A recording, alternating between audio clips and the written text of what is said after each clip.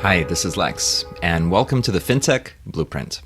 It's your podcast about fintech, decentralized finance, digital banking, investing, robo-advice, artificial intelligence, and all the other frontier technology that is transforming financial services. To get more content, like an illustrated transcript of this conversation in your inbox, subscribe at fintechblueprint.com. So without further delay, let's jump into today's episode.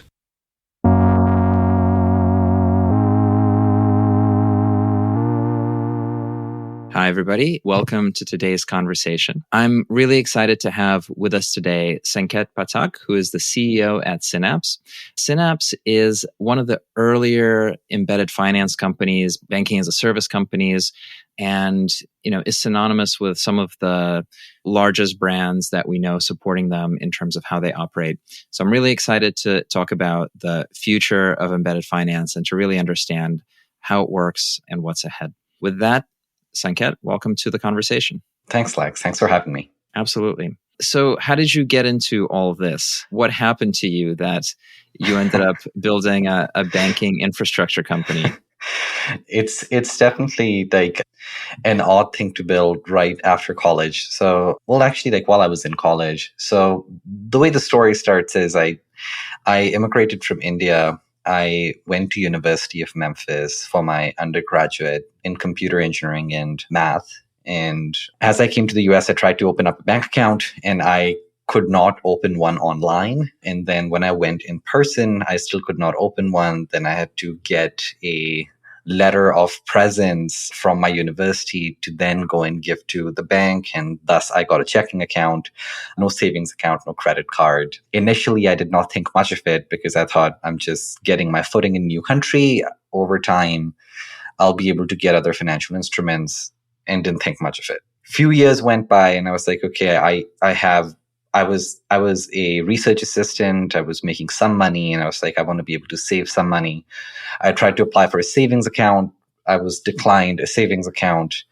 And then I was in a hackathon about all this happened over the course of a couple of weeks. I was in a hackathon and I was building this proximity networking app and just to demo during the hackathon. And then I downloaded this app called Simple, which was a neobank in the day. And I tried to sign up for Simple. I thought something that's a digital only bank would be able to serve me better. And I was denied a bank account there as well, while one of my friends, Thomas, just got an account in 15 to 30 seconds. And this time it really stuck with me. And what I started doing instead is right after the hackathon, I got obsessed with how can I build something that is like Simple but works for everybody. It doesn't matter if you were born here or not, you are still able to get access to a checking account, a savings account, and a credit card. And as I went down that process, I kind of realized that Simple was not ignoring the market. It's just the infrastructure didn't exist where you could just easily do KYC, easily create a checking account, easily create a savings account at a bank, easily issue a card, etc. And thus it started the journey with Synapse, which is I was just trying to solve a personal problem around being able to get access to financial services. And as I kept on uncovering the layers, and I was still in college, by the way, as I kept on uncovering the layers, I realized that I wasn't the only one who had this issue. And second, the infrastructure was quite outdated and had to be redone. So pivoted the company from doing a consumer facing brand to an infrastructure company, with the idea being I didn't know how big the market was going to get. I thought maybe few people like Simple who'd be really interested in building modern banking for everybody would prefer using an infrastructure that can accommodate everyone versus an infrastructure that cannot. And that essentially just started the journey. You mentioned being in a hackathon. What were the set of skill sets that you had at the time? Were you a developer? Were you working in the financial industry? What kind of background did you bring in those early days? I was a good developer by then. I knew how to build web apps, APIs, mobile apps. Yeah, pretty much anything around infrastructure or mobile design. I was quite good with. I had also made one of the Synapse apps for Google Glass, and I demoed that the next hackathons. I'd gotten pretty good technically. I had no experience in financial services, none whatsoever. you studied and were building a career out in computer science and development, and then your frustration with financial infrastructure kind of started to call to you. Tell me about that switch between thinking that you're going to build a consumer play and solve your own problem to thinking that you were going to build the layer underneath. Like, what were the options available at the time? And like, maybe if you can give us the time period, whether this was 2013, 2014, 15, if people wanted to get banking connectivity, what would they do? And how did you look around? I believe it was like late 2014. I think it was the winter of 2014. At that point, I had built Synapse Buyer and Seller, which was two apps. By the way, all of this was like, I was a customer of my own API. So I had all of this as an API. And then I was just building like quite a few different experiences, mobile apps on top of it. So I had an app called Synapse Buyer and I have an app called Synapse Seller.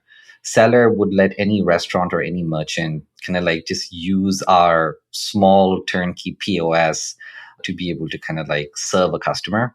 And we were pitching this as a alternative to Visa and MasterCard and a way to kind of like eliminate interchange fees to restaurants in Memphis. And we had like 100 plus restaurants. And I think we had 50 plus restaurants in a wait list. And then I had an app called Synapse Buyer, which would show you, and this came from like the location proximity hackathon thing that I was building. It would show you by proximity which merchant's close to you. And you can go and check in to that merchant and shop and earn rewards and kind of like over time build points, etc. We had really strong adoption on the merchant side. We had very weak adoption on the consumer side because in this market, people were by and large only. Restaurants are an impulse purchase. Like you're not pre-funding an account and then going to a restaurant. So like we weren't getting as much adoption on that piece of the application. And then I had another app which was just called like Synapse, which was just this peer-to-peer app. You could just search for anybody and send them money. You could search for anybody and request money from them. That app, one of my co-founders, Brian, we showed to his dad, who was a dentist. So we showed the app to him and he thought that dentists would really benefit from the app. And he wanted us to come with him to New York for a dental conference. So Brian and I went to the dental conference and we weren't able to convince as many dentists, but there were a couple of software companies that were building kind of like appointment management, patient management systems. And when we got to talking to them, like they asked us, it's like, hey, we'd love to have a store value and an easy way to do bank-to-bank payments. Could we use your product as an API? Over the course of the next couple of days during that conference, Brian and I kind of decided that buyer adoption was limited. And instead of building this peer-to-peer, like B2B type business with dentists and rental properties, etc., we should just give our APIs to some of these software companies and let them embed our infrastructure within those applications. And then what they're going to put in the hands of the dentists and whoever would have so much more power than just store value and payment processing. So we decided by the end of that year that we were going to kind of like start winding down Synapse Buyer, Seller, and the P2P app and go full scale ahead at the API level. And the markets we had identified was going to be all these like software companies that wanted to embed store value and payment processing, crypto companies because they were having a very hard time getting access to store value and payment processing, automated savings companies because they wanted to be able to just debit and put money aside and then push money back. And then all the crowdsourcing thing was going big as well. So like also crowdsourcing applications for escrowing, store value and payment processing.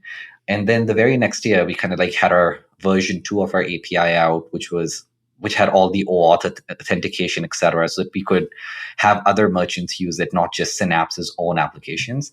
And then we started kind of like cold calling some of these people. And we got our initial set of customers in crypto and automated savings and remittance and crowdsourcing relatively quickly after. We had only raised like $40,000 by then. And then when we started getting some more interest with this API model, we raised about $700,000. And then we moved to San Francisco. And that kind of like started everything. Yeah, I bet. So what's interesting to me is that you had built a number of your own use cases, or like you had built the architecture of the product in such a way that it was not one monolith, but it was somewhat composable. And the part that was doing the back end was useful to you in a bunch of use cases, all of which you've tried. And so it kind of reminds me of Amazon in two ways: the Amazon story of, modular architecture, but also the Amazon story of being your own best customer first before you try and open up a product to others. I think there's a lot of value to dog fooding. That is like one thing that you miss out as an infrastructure company. So like even we try to think, how can we do that more and more now? You 100% build better products when you can think of it holistically and end to end.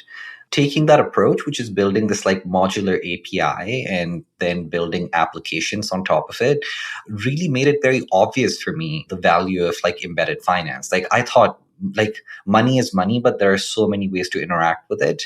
And it became very obvious to me that like various interfaces were going to be built on top of an infrastructure like this. And I wasn't going to be able to build all of them. And like it made sense to try the alternative approach where you just give the API and say, well, we tried a couple and you all should try some as well.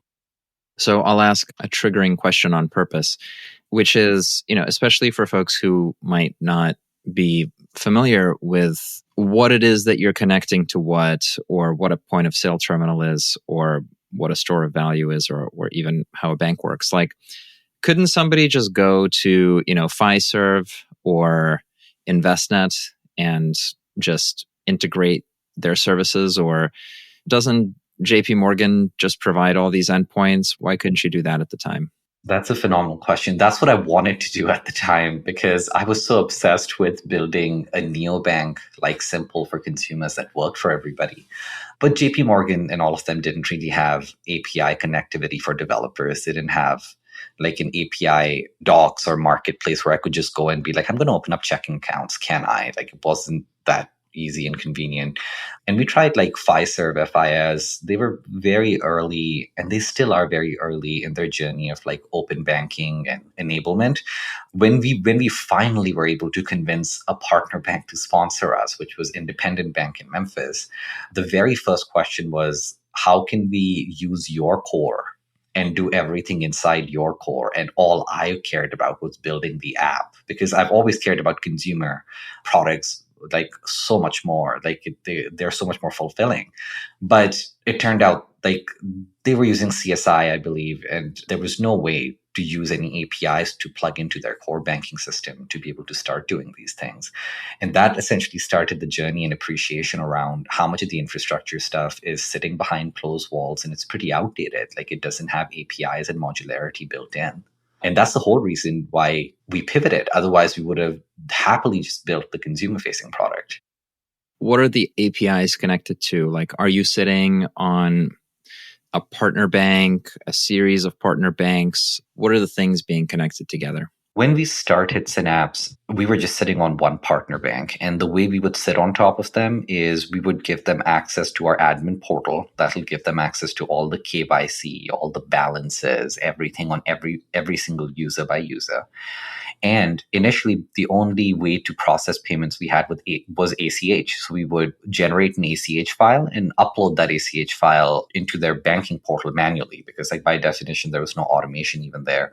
Over time, that became a little bit more sophisticated, where we started uploading these files to their SFTP. And from there, they would go out and get processed. And then same with like user balances and things like that every day. And now we're at a point where we have like a modular infrastructure behind the scenes where we use one bank for payment processing, like ACH, while another bank for card processing, while another bank for BIN sponsorship. And in all of these cases, like at this point, kind of like we are directly connected with MasterCard. So we're a processor with MasterCard, so we process directly ourselves. We know how to generate and build Fed files for ACH processing and wires. So we transmit and process all of those. So at this point, like Synapse has just built out its own entire core banking system where we like originate payments, generate files, submit it to the payment processing, whatever the clearing exchange is, either it's Fed or it's Visa or MasterCard. And banks are essentially our sponsors and they oversee us. And then we're also now regulated ourselves as well. We're a regulated broker dealer for cash management. And then we're a regulated state by state lender for lending. So we've kind of like built some of this out more. But when we started, one bank, one software, flat file exchange with the bank partner, and we grew from there. That is so similar to my experience on the investment management side with the broker-dealer custodians, where, if you wanted to do trades, you would generate a gigantic end-of-day file and then upload it overnight to an FTP server, and it would take you 3 hours to get the file over. And then if it broke in the middle of the night, none of the trades happen. Did you literally have to, a human being had to navigate a UI and upload a file to do ACHs in the beginning?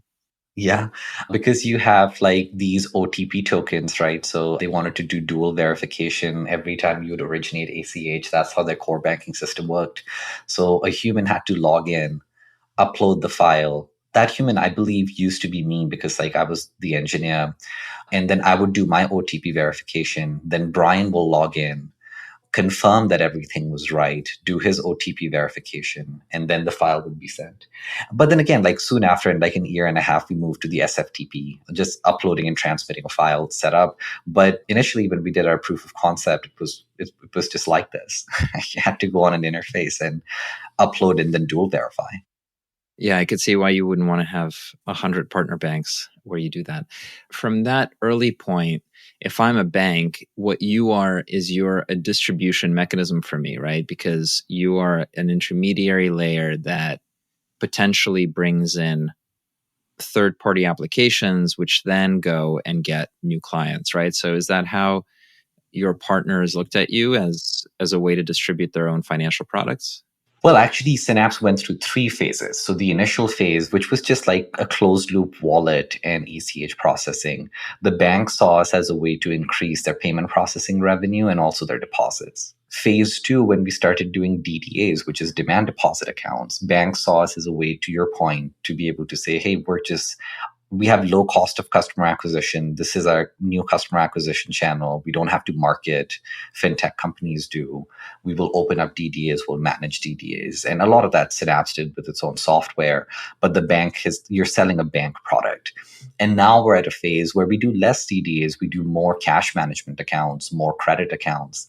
And now the way it's perceived is, you have a large depositor like Synapse Brokerage. So you get deposits and then you also get payment processing. So in a way, we've gone full circle. We started from a Synapse branded product. Now we're back to a Synapse branded product. In the middle, we did the DDA accounts and everything, and we still do some of that.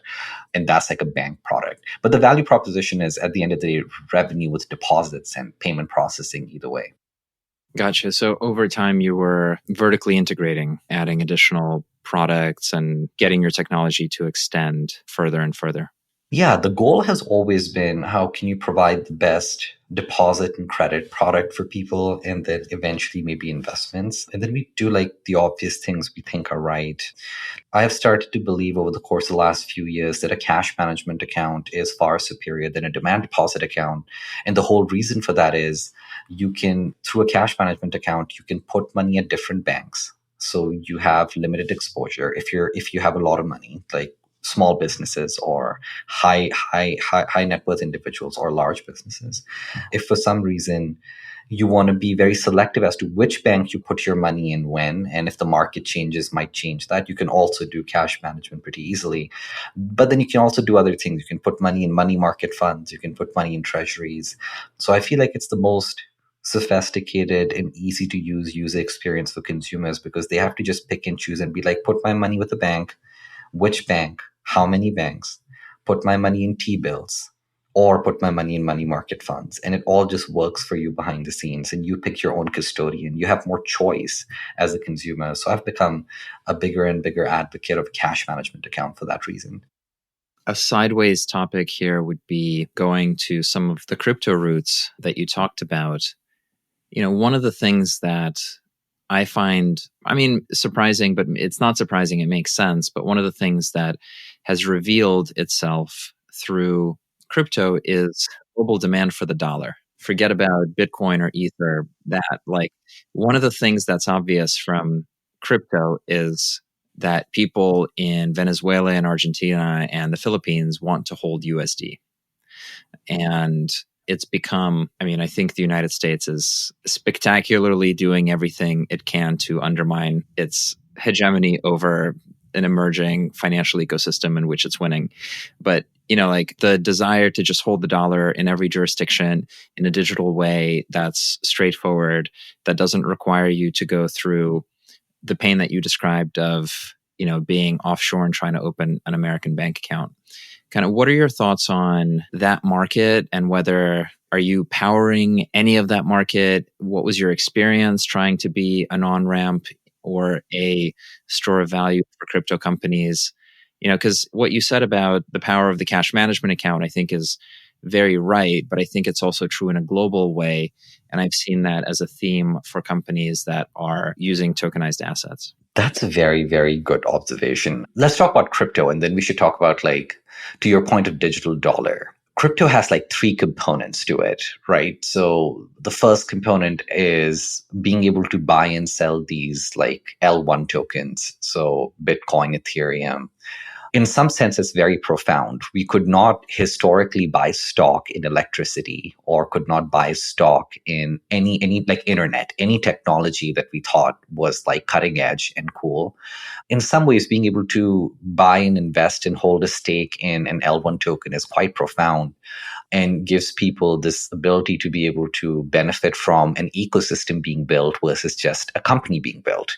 I think it is, however, an investment vehicle that's highly risky, and it should be regulated as such. The second component is the decoupled penny stocks, which are all of your kind of like FTT and all of these other private tokens that people have issued and built over time.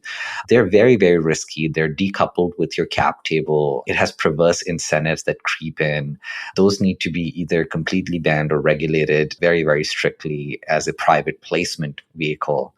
And the third thing, which is the first legitimate use case, I believe, on top of crypto, is stablecoins, which is being able to issue a cryptographic asset that is backed by whatever currency behind the scenes. And the ones that's really shined is USDC. Like that's the one that's grown a whole lot. And again, stablecoin still has some governance challenges that I think we should definitely get regulators involved in, which is making sure there's a one-to-one reserve backing and how safe a stablecoin is, because not all stablecoins are made equal. But the thing that stablecoin really, really made it demonstrably obvious for us and everybody, I feel like, in the market, is the demand of, to your point, holding a US dollar, even if you don't live in the US. And when you ask the questions as to why, primarily two answers popped up. The first answer was, well, we have high inflation, to your point, in Argentina and Brazil, and we want to be able to kind of like divest out of that. It's a form of investment for us. And second, a lot of the people were commercing / interfacing with US companies. Like, for instance, even if you have to buy, if you're a consumer and you're playing Fortnite and you have to buy things on Fortnite, the experience is far better with USD than it is with a non-USD payment processing rail. For all of those reasons, you are seeing this like global trend emerge where products and services do exist in other currencies, but a large part of consumer economy has been powered by the US, and thus the USD has become kind of a default rail. And we saw that happen a whole lot. And that's one of the big reasons for a cash management account to exist, which is one of the products we provide on top of our cash management account is something called Global Cash, which enables people who do not live in the US to be able to hold USD, invest in USD, spend in USD. And we think it's like, I personally believe over time, people will care less about where they're born and thus which currency they hold, and they will pick the most stable currency that has the highest commerce on it. And right now that happens to be USD. So we power customers in Argentina, Brazil, Mexico, and Asia Pacific that are essentially building products like this. So Nomad is a good example of this. They're a Brazilian neobank growing very fast. Banco Inter, which is a public bank in Brazil, is a customer. Utopia, that's building essentially digital banking for Latin America is a customer, dollar app that is essentially doing the same thing in Mexico is a customer, and then a couple of confidential things in the Asia Pacific region. Once the customers launch them publicly, I think you'll hear about it. But we think that's like a big new trend, which is giving people access to the most stable currency and the currency where the most commerce happens. That happens to be the USD today, and giving them as a platform and let it not be confined by which country you're born in. And this is not atypical for USD anyways, because like a lot of the economy already runs on US reserves that countries have to buy, including petrodollar. So we think this is just a natural extension of going into the consumer side of the house and giving regular individuals the same access that large companies, countries, and wealthy individuals already have.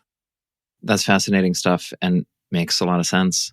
Can you give us a sense of the scale of the company today? How do you measure your progress, your success, your growth? Like, is it end users? Is it deposits on the platform? Is it partner banks, volumes? Like, how do you think about it?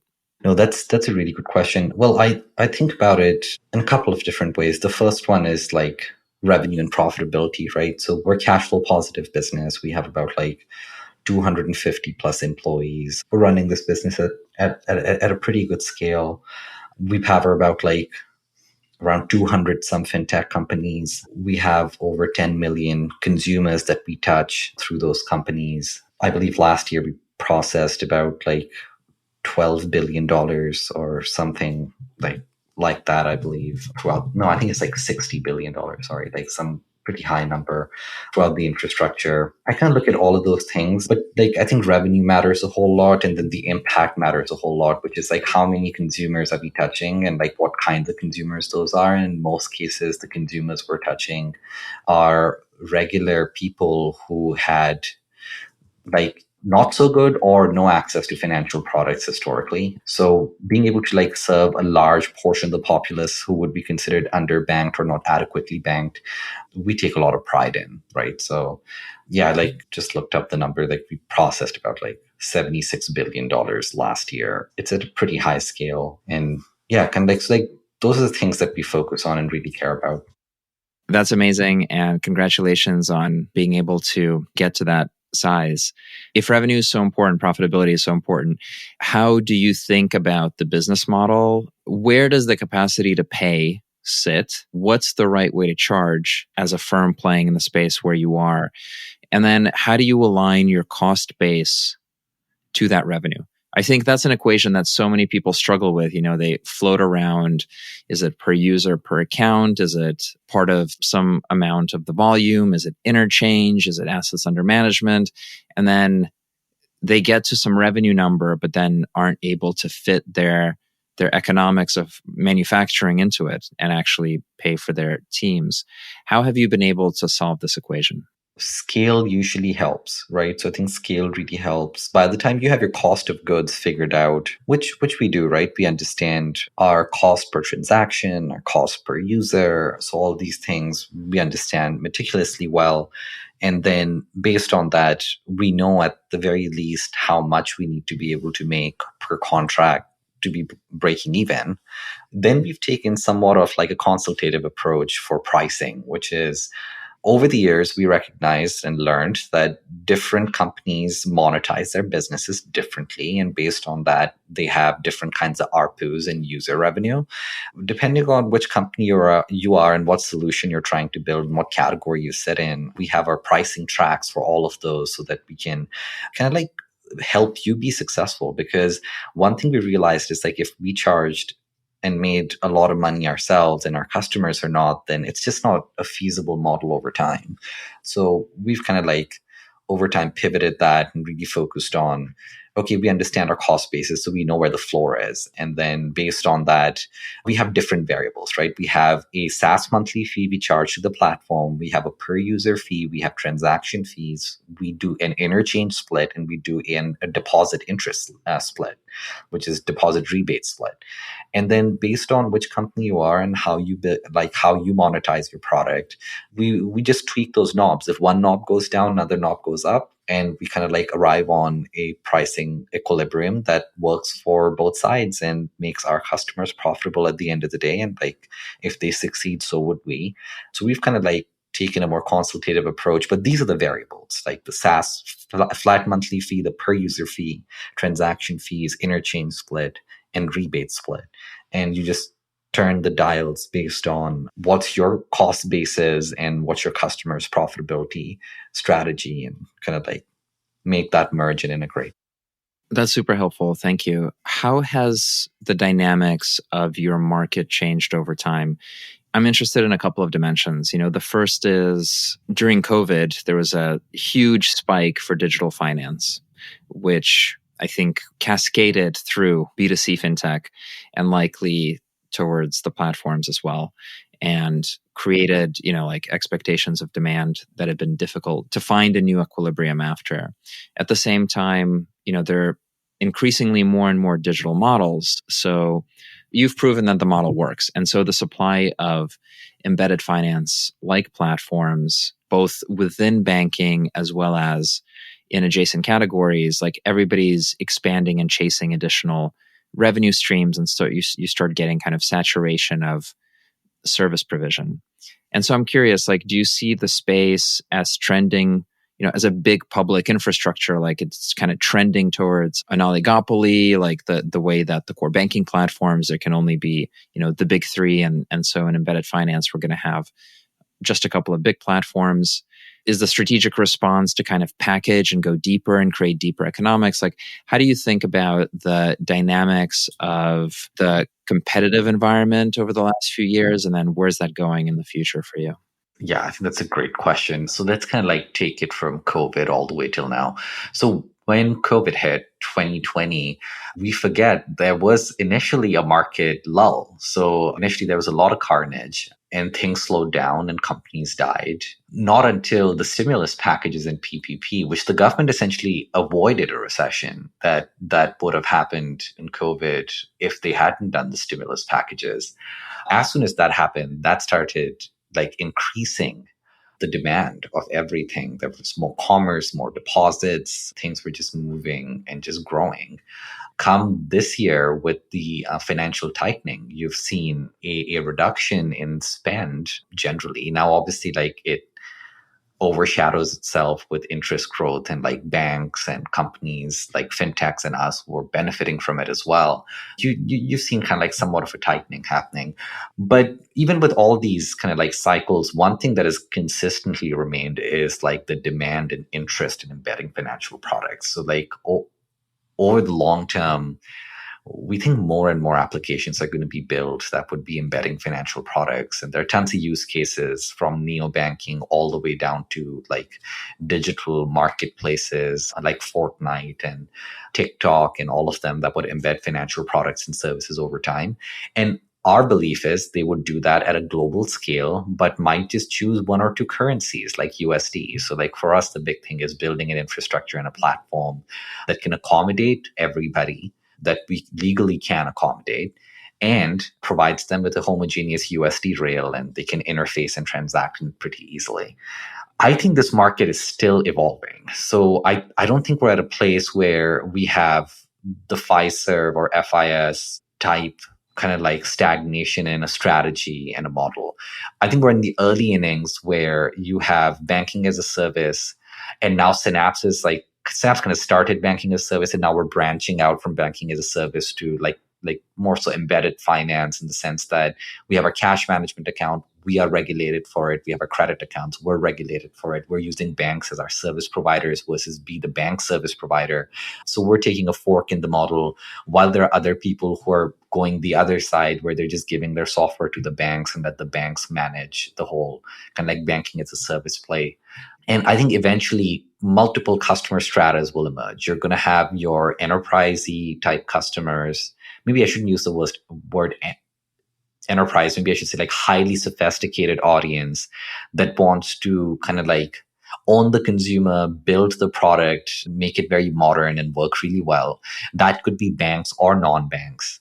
You're going to have a segment of people that want to kind of like provide aspects of financial services, but not a holistic financial product. So not a neobank, but like aspects of it, and they want to get really good at it, and they want to own that experience. And then you're going to have a strata of customers that are essentially just going to be like, financial services is a small component to our business, but we think it's highly engaging and we want to add that, and we just want to embed it, and we don't want to worry about risk, compliance, fraud, anything, manage that whole thing for us. And my suspicion is either one company is going to phenomenally execute, or a couple of companies are going to phenomenally execute across all stratas, or you're going to have companies that would win out on different stratas, right? Like, people use Stripe for a particular reason. It works really well for a particular customer set. And then there are other payment processors that work really well for the POS. Like, Square is a good example of this. Square works for all the POS stuff and everything. And like, it ends up powering a lot of that ecosystem, while Stripe's powering a lot of the online e-commerce ecosystem. So we think like similar stratas will probably emerge in this market as well. But it could very well be, to your point, like in next 5 years, Synapse and maybe a couple of others are able to execute on no code, no fraud worries, no compliance worries, a fully embedded platform that you can just like integrate within 5 to 6 minutes and you're done. Like, maybe that would happen, but I think that still remains to be seen. So I think like it's a little too early to know where we're going to end up, given you have different customer stratas and patterns, and more technology needs to be built. We're not at the saturation point yet. Super interesting.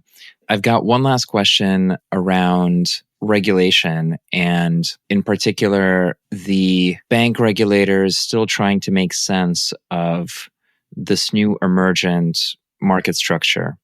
Coming from a place where you've just got a big bank, and the big bank uses some technology, but end of the day, it's a big bank, and it's got branches, and it's got its balance sheet and all this stuff in one place. In the tech world, a lot of that has kind of splintered into different, more specialized functions. It's been challenging because that's introduced different incentives for, consumer platforms that are just trying to get as many users as possible. Might be, venture valued based on the number of users, so they're not as attuned to risk management, versus the underlying bank, which is trying to compete with other banks to be a platform for fintechs. And so they might also lower their risk management quality in order to get those clients and so on. And so we've seen the OCC kind of going after platforms for failures of this type.